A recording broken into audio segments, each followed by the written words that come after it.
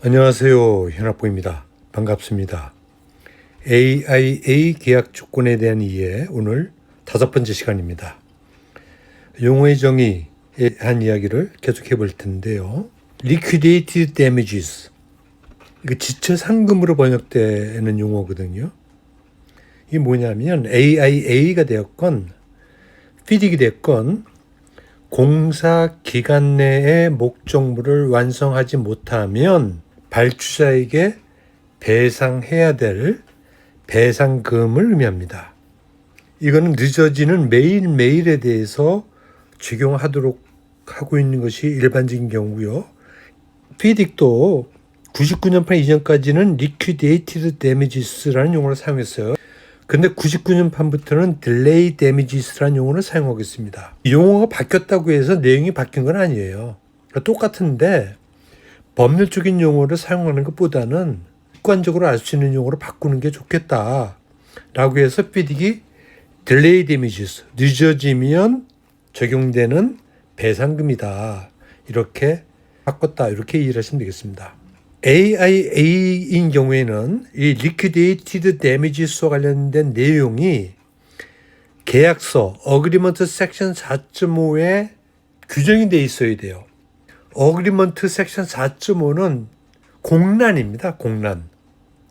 그러니까 발주자가 내가 Liquidated Damage에 대해서는 이렇게 하겠어 라고 하는 내용을 4.5에 채워 넣어야 이 Liquidated Damages가 적용될 수 있게 된다. 반면에 FIDIC은 Subclause 8.8에 Liquidated Damages의 적용 조건들을 구체적으로 명시를 하고 있습니다. 다만 적용 금액이나 요율, 한도 이런 것들에 대해서는 발주자마다 이건 생각이 다 틀릴 수가 있으니까 컨트랙 데이터에 써놔라, 이렇게 하고 있는 차이가 있습니다. 그 다음에 컨트랙 썸인데요. 계약 금액. 이거는 AIA에 정의되고 있는 용어입니다. FIDIC은 두 개의 용어를 사용하겠습니다. Accepted Contract Amount라고 하는 용어하고 Contract Price라고 하는 용어를 사용하고 있어요. 이 AIA 경우에는 Contract Sum이 어그리먼트에 명시된 금액이다 라고 하면서 including 포함이 된다. 뭘 포함하겠느냐? adjustment, 조정을 포함한다. 조정이라고 하는 것은 계약 당시에는 발생되는 게 아니잖아요. 그런데 어그리먼트에 적시된 금액은 고정 금액이잖아요. 거기 써져 있는 금액이니까 확정된 금액이다.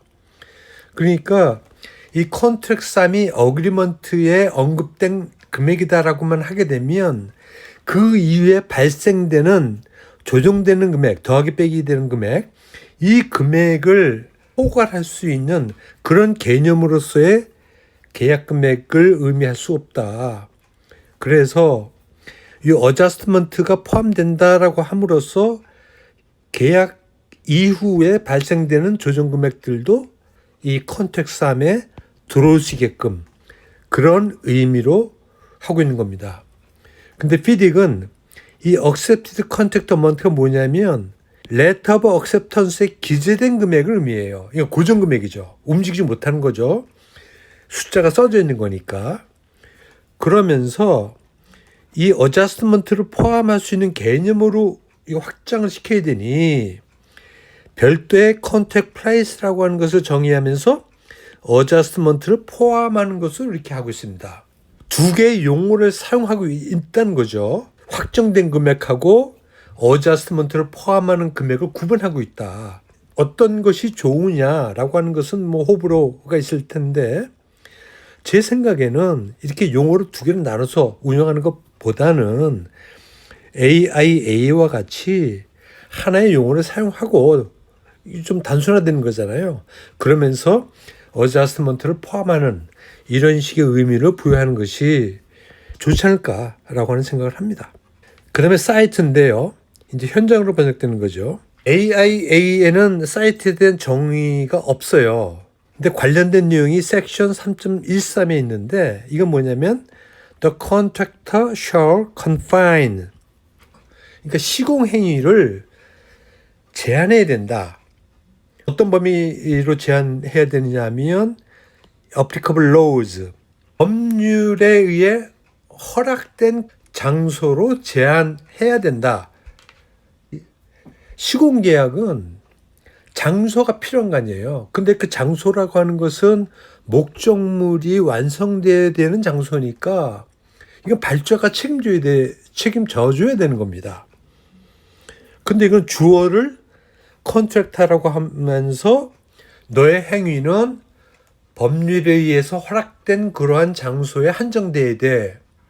근데 만약 발주자가 자기의 목적물을 A라고 하는 장소에 짓고 싶은데 이게 법률적으로 허가되지 않은 장소다라고 하게 되면, 물론 그런 장소로 하게 되면 이제 법률적으로 계약 무효 뭐 이런 것까지 확정이 될 수 있겠지만, 기본적으로 발주자가 책임져야 될 의무를 시공자의 행위를 제한하는 것으로 이렇게 하고 있는 건 좀 문제가 아닌가 이런 생각을 해요. 피딕은 어떻게 하고 있냐면 장소를 특정해 주고 있어요. 피딕은 사이트를 정의하고 있습니다. 그래서 means the places, 어떤 장소를 의미하는데 the permanent works are to be executed, 본공사 목적물이 수행되어야 되는 장소, 시공되어야 되는 장소, 그리고 플러스 plant material, 설비나 자재가 운반되어야 되는 장소, 또 이것까지 이거 부족할 수 있으니까 뭐 기타 등등. 근데 기타 등등은 컨트랙트의 사이트로 정의된 기타 등등이 돼야 되는 건데, 발주자가 발주하면서 필요한 장소가 더 있다고 하게 되면 그런 것들 정의해서 넣어야 되겠죠. 대표적으로는 뭐 현장 사무실이나 숙소, 돌 채취하는 거, 토사 채취하는 장소, 가설도로 이런 것들까지 포함하면 굉장히 많습니다. 그 피딕의 사이트 정의가 이게 충분한 건 아니다. 그래서 요 other places가 좀 확장돼서 규정이 돼야 되고, 시공사 입장에서는 이 굉장히 중요한 장소를 의미하기 때문에 시공 행위가 이제 거기서 이루어져야 되는 거기 때문에 그 사이트의 구체적인 범위가 어디까지인지를 확인하는 것이 그 리스크 매니지먼트의 요소가 될 거다. 이렇게 생각하시면 되겠습니다. 예, 오늘 여기까지 하겠습니다. 감사합니다.